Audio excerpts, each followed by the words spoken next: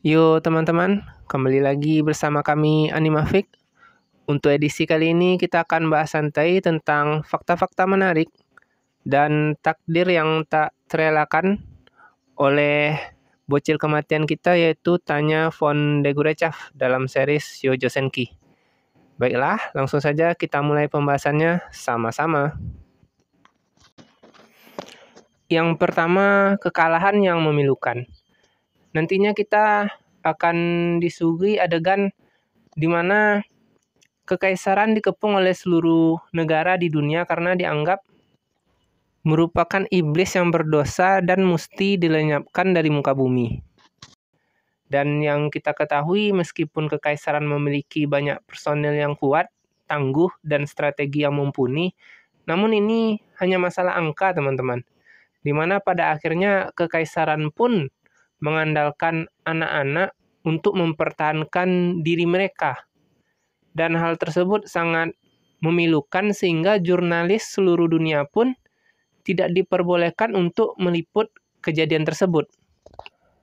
Hal ini juga sesuai dengan sejarah kita di dunia nyata, di mana Jerman pun juga pada akhirnya mengandalkan anak-anak untuk mempertahankan negaranya. Karena kerusakan yang diakibatkan oleh perang tersebut sangat hebat, saking-saking menguras populasi yang sanggup bertarung pada era itu. Namun hal tersebut nampaknya juga dipengaruhi oleh kehadiran MC kita dalam series ini, yaitu Tanya, di mana MC kita yang merupakan seorang anak juga sebenarnya mampu memberikan prestasi yang gemilang di medan perang.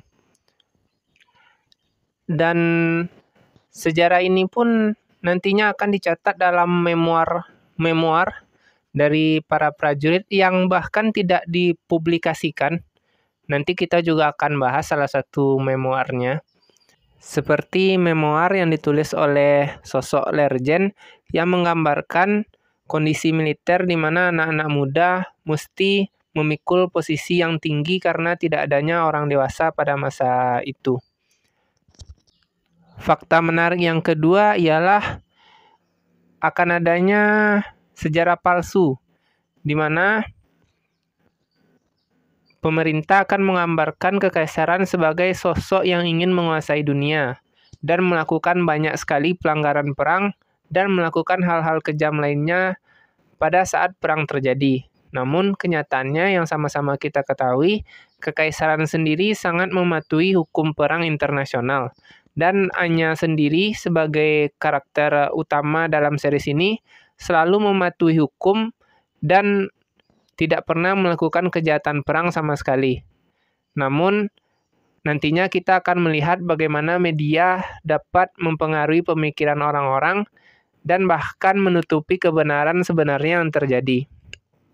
Nantinya, Jenderal von Zetor akan dikenal sebagai musuh dunia, di mana sang jenderal sendiri sebenarnya menginginkan yang terbaik untuk kekaisaran, dan malah digambarkan sebagai sosok yang mungkin menggantikan Hitler di dunia kita. Kondisi perang sendiri akan sangat heroik kalau digambarkan dari informasi yang kami dapat dari novelnya, di mana anak-anak pun akan mempertahankan tanah air mereka. Namun, karena adanya pengaruh dari berita buatan, maka kekaisaran pun digambarkan sebagai sosok iblis, orang barbar, dan sangat keji yang mesti dilenyapkan dari dunia. Untuk alur cerita perang sendiri, nantinya Tanya dan kekaisaran akan memutuskan untuk menyerang negara bagian selatan, yaitu Ildoa, untuk merebut sumber daya dan mempersiapkan kekalahan yang akan terjadi. Yang dengan keikutsertaannya United States atau negara bersatu pada perang yang terjadi, kekaisaran pun tidak memiliki pilihan selain menyiapkan kekalahan yang akan terjadi. Dan di dalam perang, kekaisaran akan dikepung dari darat dan laut, tapi tidak pernah terkepung di udara. Karena yang sama-sama kita ketahui, prajurit sihir kekaisaran yang didukung oleh tokoh utama merupakan prajurit sihir yang saat itu diakui sebagai yang terkuat di dunia dan tidak terkalahkan. Fakta menarik yang ketiga ialah kepedulian tokoh utama atau Tanya itu sendiri terhadap lingkungan sekitarnya. Mungkin belum ditampilkan pada serial anime maupun movie, namun nantinya akan kita ketahui kenyataan bahwa Tanya yang tinggal di panti asuhan setelah lulus merupakan salah satu penyokong dana terbesar bagi panti asuhannya dan memiliki kepedulian yang tinggi terhadap lingkungan sekitar. Tanya sendiri yang selalu mengunjungi gereja, walaupun itu untuk mengutuk sosok X yang dianggap sebagai musuh, terus berkomunikasi dengan pihak panti asuhan dan menjadi salah satu role model atau contoh bagi anak-anak panti asuhan yang lainnya. Dan akan ada adegan di mana anak-anak panti asuhan akan memberi hormat kepada Tanya dan dibalas oleh Tanya itu sendiri, yang sangat disayangkan juga.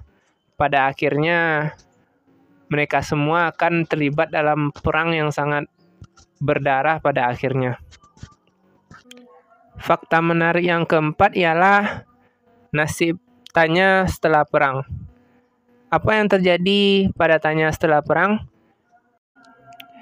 Informasi yang saya dapatkan ialah Tanya sendiri selamat pada perang tersebut, di mana nantinya Tanya akan mendirikan suatu perusahaan dan menjalani kehidupan yang ia inginkan dengan menyembunyikan identitasnya yang sebenarnya.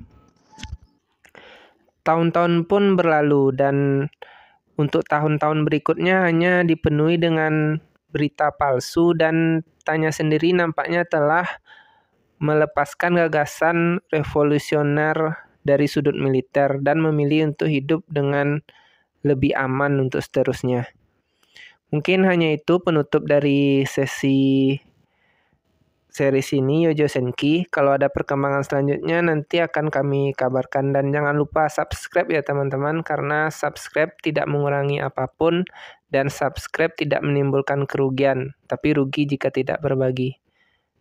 Sekian, terima kasih.